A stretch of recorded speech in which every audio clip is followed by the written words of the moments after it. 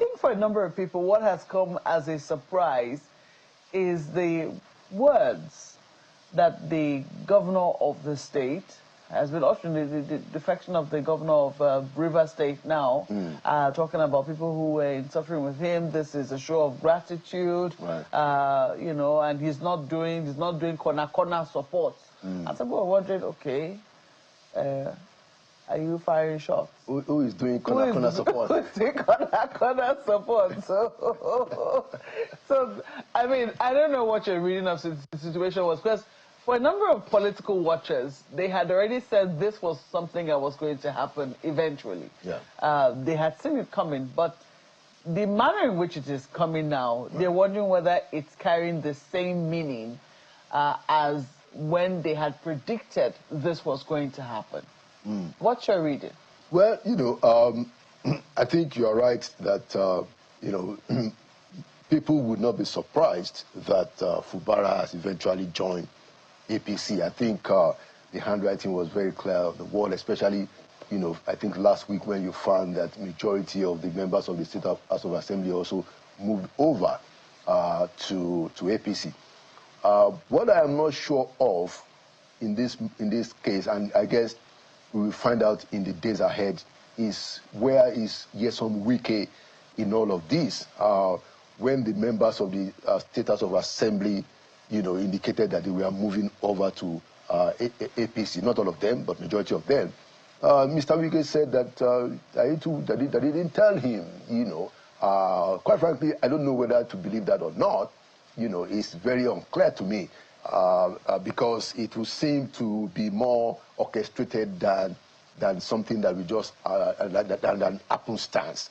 You know, so it's still forgive. You know, we don't know exactly what is going on, but we know that with the governor Fubara going over to APC and making a big show of it, and what is, you know, is what yesterday, you know, is clearly trying to still assert himself as the governor, and that his own support of the president is not doesn't have K-leg. Many people have said of Nyesom Wike, who is clearly also supporting the president, but one leg in PDP, one leg inside APC government leaves a lot of worries and concern and doubts, even among the people in the villa. You know that, yeah, of course, we know that you are rooting for the president, but you are not leaving PDP. Some say that he's trying to help help destroy PDP ultimately. You know, so you know, we have to still watch how this affects Nyesom Wike. But to the fact that that River State is APC, I think that one is clear already. When Dele Farotimi called the battle between Fubara and Wike, the battle amongst thieves, he spoke like a prophet that heard directly from God. When the same Dele Farotimi asked Nigerians if Fubara at any point in time told Nigerians what agreement he had with Wike, was there a yes from anybody? When Tinubu illegally seized Rivers State to pressure Fubara to join APC as the eventual outcome, and I told you using this medium that that was what was going to happen. Has it not happened yet? When I said that Wike was going to run Rivers aground, and many times he has said that Rivers is his political ground. And I said to you, at some point, Wike might become so useless to Tinubu because he's bought a lot of political enemies. Are we seeing all of those playing out right now? All the players in this tussle of control over Rivers State, Tinubu, Wike, Fubara, Rivers House of Assembly members, including the Speaker, especially the Speaker. There's one phrase to describe this scrambling. There's one phrase to describe all of this war going on in Rivers State. Again, in the words of Dele Farotimi, a battle amongst thieves.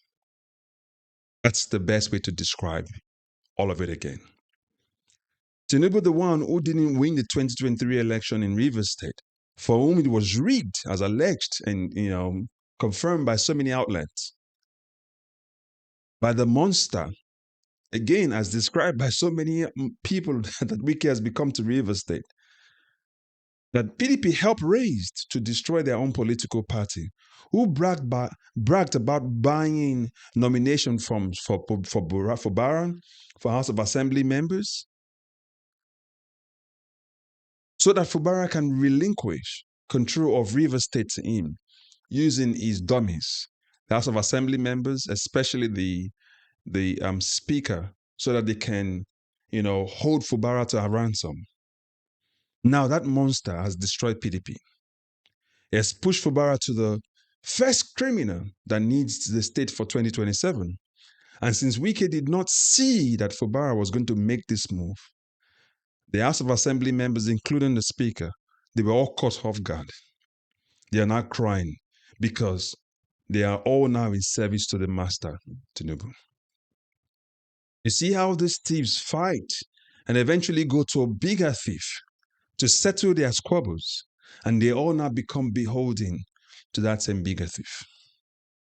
So again, back to the sage words of Dele Faratimi. Fubara, Wike, Tinubu, Rivers State House of Assembly members, this is the battle amongst thieves, where the people of Rivers State benefit nothing. Their concern is never considered, but the criminal and the criminality of the corrupt politicians and their interest is fought in public in the interest of the bigger thief to enjoy. You see the way I've just described what Dele Faratimi called the battle amongst thieves. See how it's played out? See how Fubara sang on Tinubu's mandate is going to fall? See how the Rivers State House of Assembly members have become, critical of Fubara. They're accusing him and fighting against him. And again, their master, Wike, is sitting right down there looking for the next card to play. But in all of this, the people of Rivers State are not considered. Wike needs his political base to remain relevant. Tinubu, for whom he rigged the election for in Rivers State in 2023, is sitting down playing the cards. And all these pieces are being moved around. Criminality is being displayed in the open, while Nigerians are folding their hands and watching. But again, the people of Rivers State are looking, where do they stand? This is what happens when criminals get into the place of authority. Wike is almost becoming useless to Tinubu. But I think Tinubu is going to show to him and say he always rewards people that work for him. For example, the last INEC chairman who conducted the most fraudulent election we've ever seen is now being rewarded with a ministerial ambassadorial position. So Wike can always get something off of Tinubu in 2027. Destroy PDP for me, force its members to me, and I'll reward you with good things. The same cancer he said it would never be has become even a bigger cancer than all of APC put together. I'm talking about Wike today. My point basically is this. All we'll see play out so far. Criminals wrestling over a state. Criminals wrestling over how to make sure they remain in power in 2027 whilst they destroy the system. And they expect us to do nothing and just watch our hands and clap for them and call them the Jagaban, the Wike, the Fubaras, who are showing who's power, who is authority. Do you see how these people destroy the country? But bear in mind, all of their children are abroad. If they're not abroad, they're escorted around like Sheikh Tinubu is escorted around with serious security for his protection, while the ordinary Nigerians are getting kidnapped every day. Because when these people who fight over power get into power, they don't come to administer the nation correctly. They come to protect their interests. And that's what they're all working towards in 2027, their own personal interests, at the expense of ordinary Nigerians, at the expense of the people of Rivers State. I'm trying to summarize these things for you to understand that keeping quiet is not an option anymore. Because the plan already in full swing and in full motion is that 2027 will be heavily rigged. So that the interest of all these people who have been playing the cards out in the open for you to see, is sustained and maintained so that they can continue to pillage the nation and pillage the country for their own selfish interests. Did anyone say anything about the people of Rivers State so far? Did Fubara say we're going to stand on the mandate that is supposedly given to him by the people of Rivers State? No. But he knows that for him to survive, it doesn't need the people of Rivers State. It needs the bigger thief who can steal election in 2027 for him. Just the same way I've asked this question before. Did Fubara really win the election in 2023? Or it was rigged for him? What was the agreement Fubara made with Wike? Well, yet to hear that. But again, they say agreement is agreement. So because Fubara did not agree, they are now seeing that there's still no honor amongst thieves. So put your comment in the comment section. Let us know what you think. Do you agree with all of this breakdown? What is your take about Fubara? This battle amongst thieves.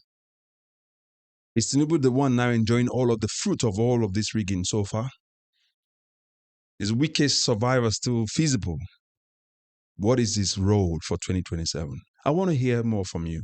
Put that in the comment section. I'll catch you in the next video. Please like, share, subscribe if you've not done so. It is free of charge. Recommend this video on this channel to others so we can continue to let Nigerians know that speaking up is the only option we have right now so that we can force them to do the right thing. I'll catch you in the next video. God bless you. Bye-bye for now.